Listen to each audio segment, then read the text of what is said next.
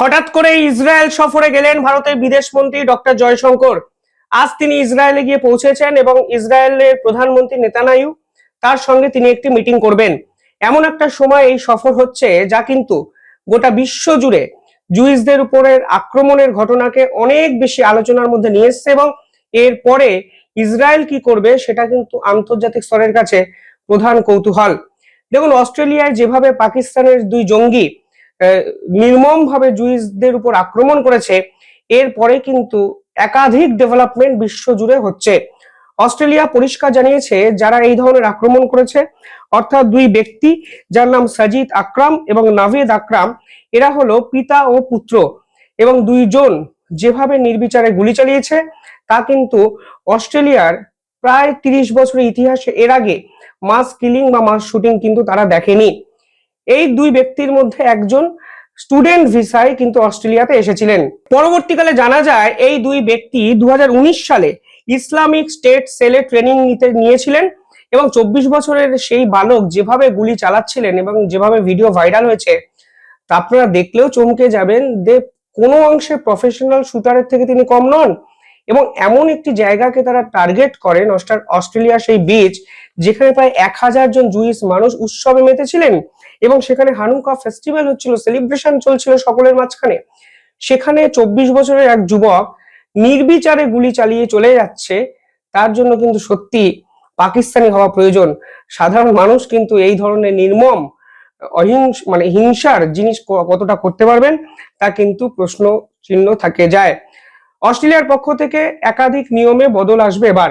তারা ইমিগ্রেশন আইন সম্পূর্ণভাবে বদলাবেন, তারা বন্দুক রাখার নিয়ম সম্পূর্ণভাবে বদলাবেন তা ঘোষণা হয়েছে এবং আপাত দৃষ্টিতে এটা মনে করা হচ্ছে যে পাকিস্তানের কাছে কিন্তু আরো অনেক বড় ষড়যন্ত্র করার মতো বিষয় এই মুহূর্তে আছে, কারণ তারা গোটা বিশ্ব জুড়ে জুইসদেরকে টার্গেট করতে হঠাৎ করে শুরু করেছে। আরো ইম্পর্টেন্ট একটা বিষয় যে অস্ট্রেলিয়ার পক্ষ থেকে ঘোষণা করা হয়েছে তা হলো তারা পাকিস্তানিদের জন্য ভিসা আপাতত দেবে না, ঠিক করেছে। এবং গোটা বিশ্বে পাকিস্তানিদের যেভাবে মান সম্মান বেইজ্জত হয়ে গেছে, শেষ হয়ে গেছে, তা কিন্তু আন্তর্জাতিক স্তরেও অস্ট্রেলিয়া এবং ইসরায়েল একত্রে এই পুরো বিষয়টাকে আরো গভীরে নিয়ে যাওয়ার চেষ্টা করবে, তা কিন্তু ইসরায়েল এবং অস্ট্রেলিয়া দুজনের কমেন্টে কিন্তু পরিষ্কার। Doctor Jaishankar United nation security কাউন্সিলে বক্তৃতা দিতে গিয়ে কিছুদিন আগে কি বলেছিলেন মনে আছে? তিনি বলেছিলেন যে Pakistan is the epicentre of global terrorism.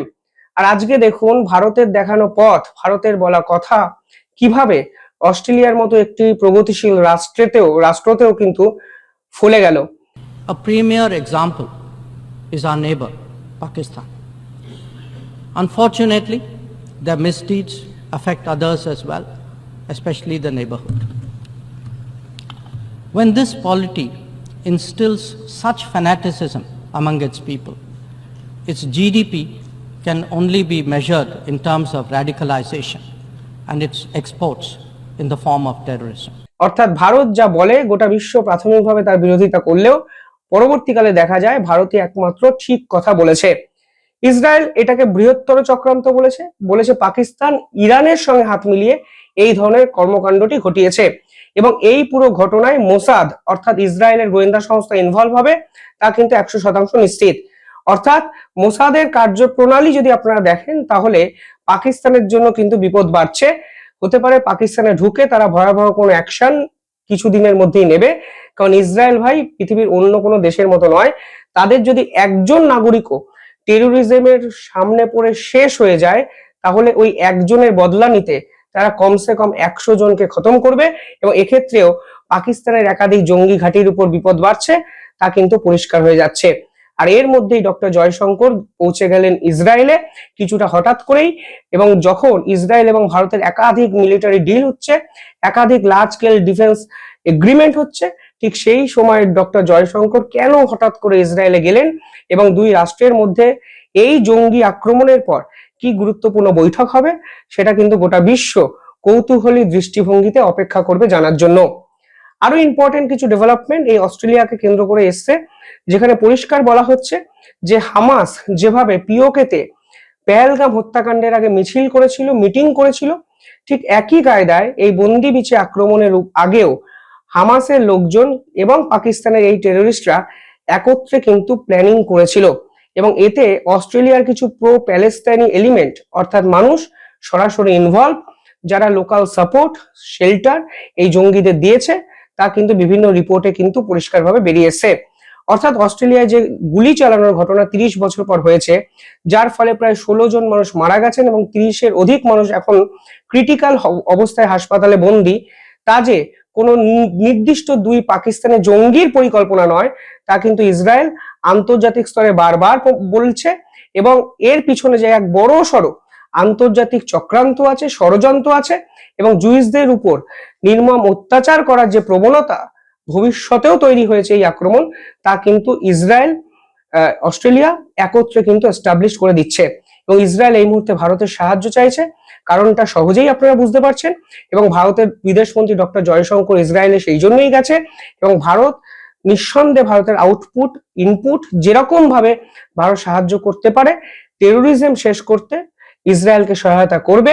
ইসরায়েলিদের উপর যে নৃশংস হত্যালীলা পাকিস্তানের পক্ষ থেকে করা হলো, সেই পাকিস্তানিদের যোগ্য জবাব দেওয়ার জন্য ইসরায়েল এবার শেষ অবধি যাবে, তা কিন্তু ইসরায়েলের পক্ষ থেকে অফিসিয়ালি ঘোষণা করা হয়েছে।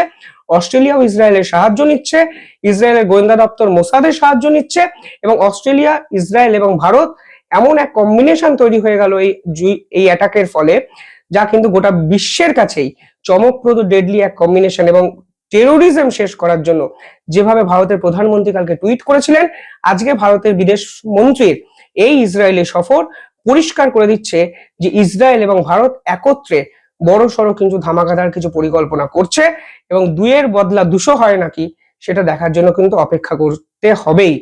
কারণ দেখুন, জঙ্গিদের সাথে হাতে হাত মিলিয়ে কথা বলে তো লাভ নেই। মানবিকতা নিয়ে বড় বড় লেকচার, বিশ্বাস করুন 21 শতকে এই মুহূর্তে দাঁড়িয়ে ইসলামিক এই জঙ্গিদের বিপক্ষে মানায় না। যদি আপনি পাল্টা না মারতে পারেন, তাহলে এরা যে থামবে না তা কিন্তু এক প্রকার পেহেলগাম হত্যাকাণ্ডের পর প্রমাণ করে দিয়েছে ভারতবর্ষ। তারপরেও এই ধরনের নৃশংসতা, ইসরায়েলের সঙ্গে লাগাটা যে কত বড় ভুল, তা এবার পাকিস্তান কিন্তু হাড়ে হাড়ে টের পাবে, তা কিন্তু সকলেই বুঝতে পারছে। আপনারা কিভাবে দেখছেন পুরো বিষয়টি কমেন্টে জানাবেন। দেখতে থাকুন দ্য ইন্ডিপেন্ডেন্ট বেঙ্গল। ধন্যবাদ।